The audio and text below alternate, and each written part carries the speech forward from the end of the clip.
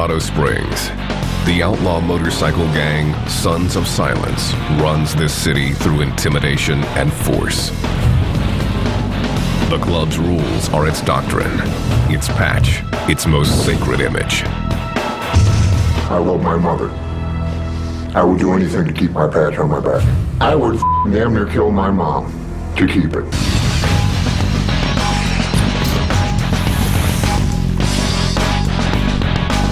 To get his patch, a biker has to go through a rigorous rite of passage designed to weed out the weak.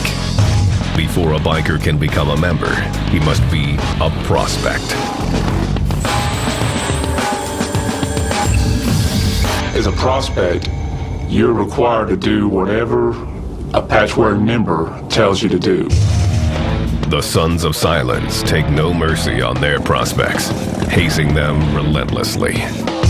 The Sons of Silence are kind of a throwback in the outlaw motorcycle gang world.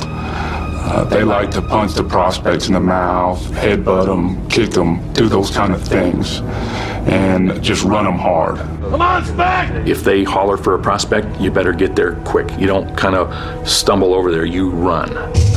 Whatever you're told to do, you have to do. If it's pick up a dog turd off the floor and eat the you gotta do it.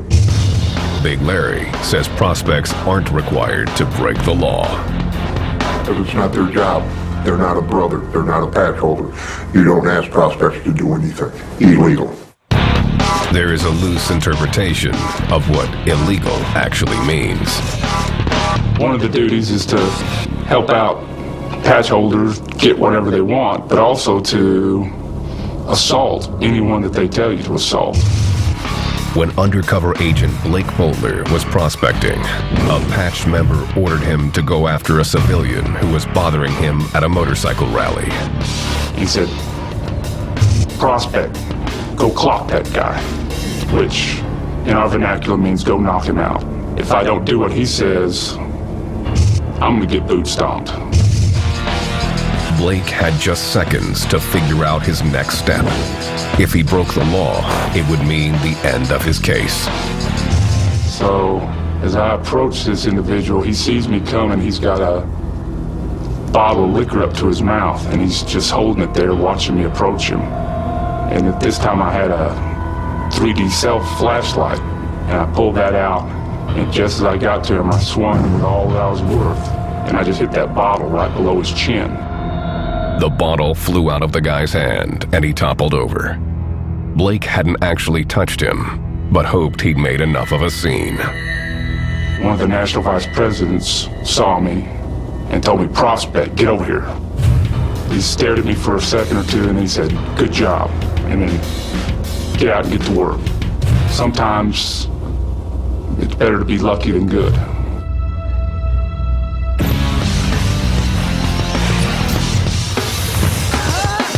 Only after a prospect makes it through these hurdles and is voted in by 100% of the chapter membership does he get his patch. The Sons award them yearly at Sturgis, their most important mandatory run.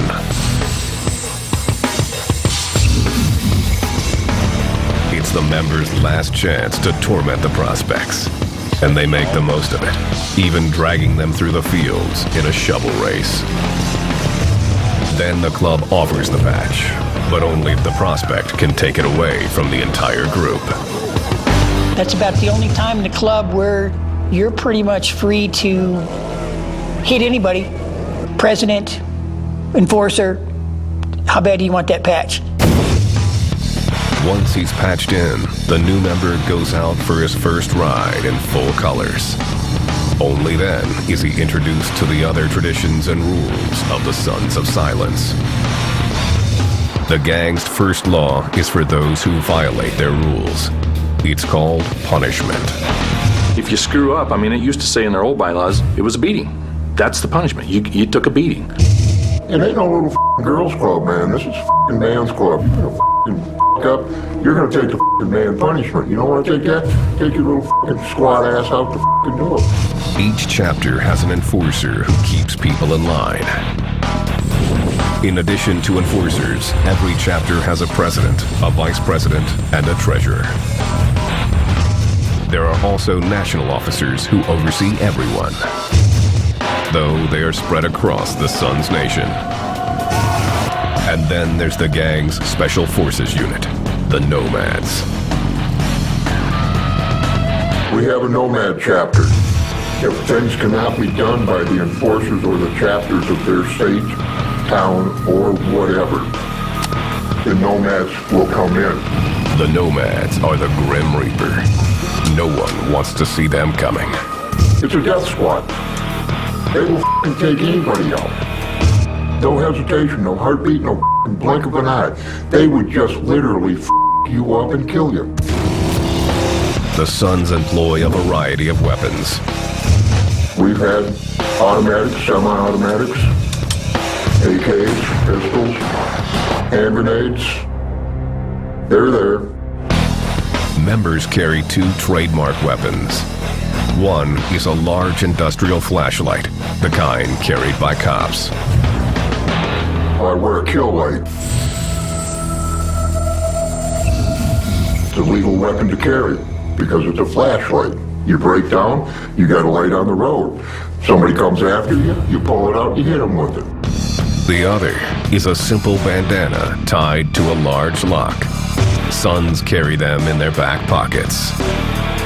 It doesn't look like anything, but on the other end of it, there's a f***ing padlock on there. You can pull that out, man, it's just like a sap, blackjack. You can hit people with it and knock them right the hell out.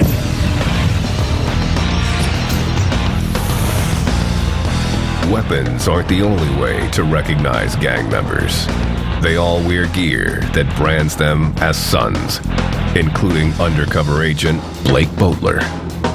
And this is my Sons of Silence vest that I wore throughout the undercover operation. The vest is covered with patches, each with a different meaning. Down at the bottom is a number 13 patch, and that number 13 designates the 13th letter of the alphabet, which is the letter M. M stands for methamphetamine, the Suns' drug of choice. There are other patches, like SFFS, which stands for Suns Forever, Forever Suns. One of the hardest to get is ITCOB. I took care of business. You had to stand up for the club, put yourself at some sort of a risk to get that ITCOB patch. Then there's the bad influence patch. That means that you're just one bad motherfucker. The Suns also have other gear, like wallets, chains, even rings. They carry big rings that have the Sons of Silence emblems on it. They carry other rings that might say, for example, victim spelled backwards. So if they hit somebody in the face, it imprints the word victim. And members also get inked to mark their allegiance.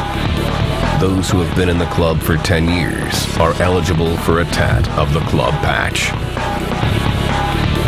But if they leave in bad standing, the club thing with the Suns' name on it, even the ink. Hope to God we don't find you. Because we will cut the f***er off you. We will cut the f***ing whole thing right off your arm. With a knife, with a razor blade, whatever. We will take it off. Everything is club property. Weapons, patches, even women. They have no status unless they become someone's old lady. Blake Boatler had an old lady of his own when he infiltrated the club in 1998. I had an old lady that wore a property of buckle for me, who happened to be a special agent with ATF. Just to help me out in that role, my story was more like I was rebelling from a wealthy family and was attracted to that type of culture. Carrie DePiro was Blake's backup. It was not an easy assignment for a female ATF agent. You're supposed to just keep your mouth shut, and I was coached by Agent Boatler to keep it zipped, or else he'd have to keep me in line in front of them. If I had a misslip of the tongue or made any other kind of mistake to give them an idea that either one of us were federal agents, it would have been a fatal mistake for both of us. It didn't make the job any easier. You always have to expect the other members to be able to feel like they can take liberties with you. It happened less after Agent Boatler became a patched member than before, and that's when I was able to wear my little belt that says property of Bo, and that's exactly what it means. Carrie wasn't the only ATF agent Blake brought in. He also introduced the Sons to his partner, Cole. Together, they began to set up deals that could take the whole club down. They were extremely violent criminals, and they're not to be underestimated. In Colorado Springs, the Sons of Silence are old-school outlaws. Typical dirty bikers. Some have long hair, some have beards, some have tattoos. Some look like just downright dirty, nasty bikers. But then you have the clean-cut people out there. Okay? The clean-cut ones are the ones you have to watch out for the most. Because they're hiding something. ATF agent Blake Boatler was definitely hiding something. He, his girlfriend, and his undercover partner Cole were trying to take down Colorado's largest gang. I was able to buy firearms, explosives, narcotics from other members within the Colorado Springs chapters and other chapters. Blake and Cole began buying large quantities of meth from the gang, while a surveillance camera recorded everything. You touching this? Try answer this. It's gonna smoke? Yeah.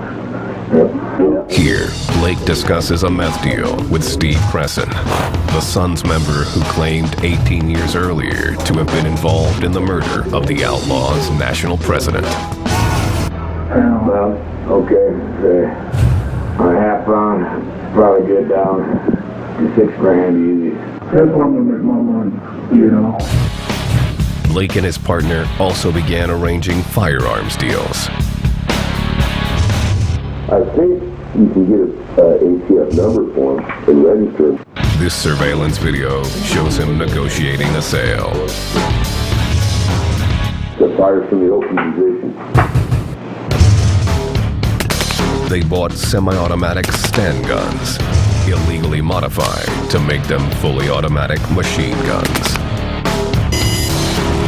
Pull water up here? Yeah, back there. Oh, you put that. Good morning. Back there's full. Blake's house was a revolving door of drug and firearms deals. As the case progressed, we were having almost daily meetings. Let's see. 100, 200, 300. This was going on over the weekends, over holidays. 900, 1,000. I just printed today. Good job. He'll be well.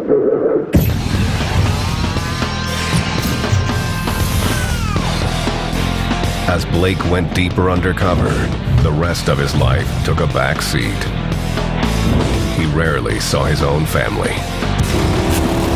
My kids would be scared of the way I looked, and you were only able to do brief meetings. You couldn't go out in public and eat for fear of running into a member of the Sons, and you'd have to have a story.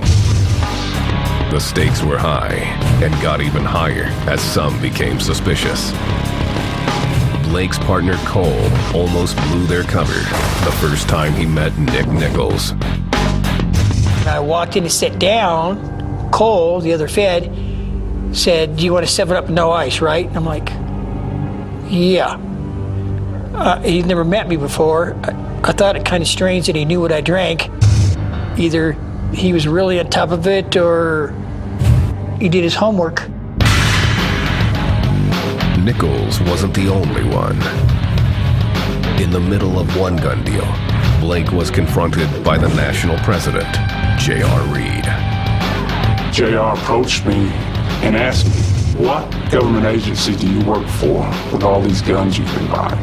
And I looked him square in the eye and said, "I work for the Gun Reclamation Board," and laughed. And he looked at me for just a few seconds, and then he too laughed. and I knew then that he'd bought that. By 1999, Blake and Cole had been working undercover for almost 2 years. Cole and I talked quite a bit towards the end of the investigation as to when we would close this out. We were both tired. It had been a long 2 years.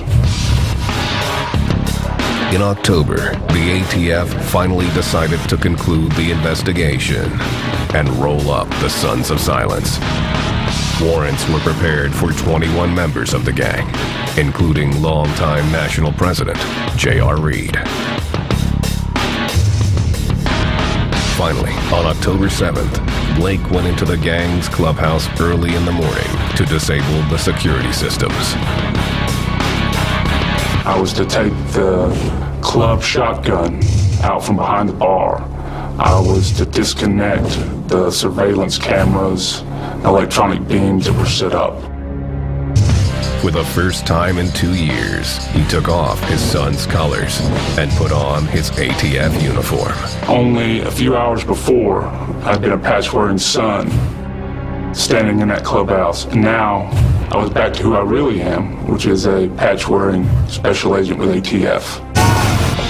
For 2 days, Blake and the ATF raided Sons of Silence chapters across the state of Colorado. They arrested 43 gang members and associates, seized 59 weapons, 4 hand grenades, 4 homemade bombs, a silencer, 10 pounds of methamphetamine, and approximately $30,000. In addition, agents seized the clubhouses in Colorado Springs and Commerce City. The raids stunned the public. I think it opened up people's eyes that, geez, these guys are selling bombs and machine guns and selling all these drugs. They slipped in. They put a f***ing damper on our When it was over, ATF officials said they had ended the Sons of Silence reign of terror in Colorado.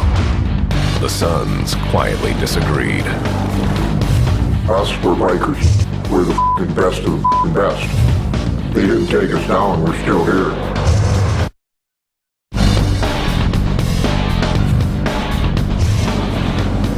In 1999, the ATF took down the Sons of Silence motorcycle gang in Colorado Springs, confident they dealt a fatal blow to the organization.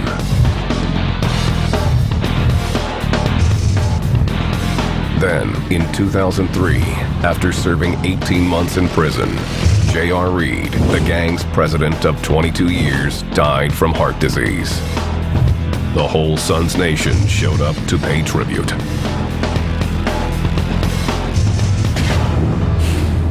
Good afternoon. I'm here to preside over the final services of a good friend of ours. They quoted from the Bible, read highly dramatic poetry set to music. Son, forever, forever, son. And called J.R. a peacemaker. Your loss and my loss and our loss of a good friend, one who made everyone think they were his best friend. Detective Jim Waddles was in the crowd, keeping an eye on things. He says the description wasn't off the mark, and that the piece J.R. brokered in 1997 is still holding strong. There's been a couple of little scrums and stuff, but nothing, no major things, no bombings, no shootings, no stabbings, or anything like that. Today, despite the ATF raid and Reed's death, the Sons of Silence are stronger than ever. Undercover agent Blake Bowler, who put 2 years into building the ATF's case against the gang, says their numbers are at an all-time high. The Sons of Silence opened up additional chapters in additional states the years following the takedown on this investigation. So at this time, I would estimate that the Sons of Silence are probably larger now than they were back in 1999. Like I said, we are not going to go anywhere. Words tonight, Father. Prepare our hearts and our spirits to receive of you. Not everyone has stayed with the gang. 10-year member Nick Nichols became a born-again Christian.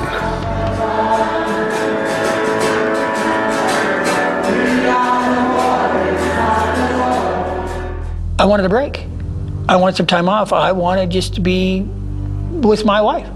And I asked the club for an early retirement. He still rides bikes, but now wears the patch of a Christian motorcycle club, Church in the Wind. Because we all want the same thing. Whether it's a 1% club, or party club, or a family club, or a Christian club, we want to wear our patches, we want to ride with our brothers, and we want to be left alone. Now, the Sons of Silence are being left alone. Jim Waddles has retired from the Denver police force. Since then, no one has kept the same close eye on the motorcycle gang. I was working bikers 90% of the time. Nobody's taken that over since then. Most of the old Denver Police intelligence files were destroyed after I left. You know, my opinion is, being the Sons of Silence that I am, and Waddles being gone, it's not like having a proctologist up your ass anymore. Waddles occasionally shows up at the Denver Swap Meet, an annual gathering where all the bike clubs sell merchandise and recruit new members. It's a money-making endeavor for the club. Same with the Banditos and Hells Angels. Did you want to talk to me? No, I was for them, not you. Good, how are you? Real good. Did you get this? Hey, make sure you get that. The Sons are as secretive as ever and are flying under the radar. If nobody's watching these guys, they're free to do whatever they want. It's a point not lost on the Sons of Silence. We are growing. We will prosper more. We will have more members coming in. We're always looking out for ourselves. The number one, the best, the Sons of Silence, and the story.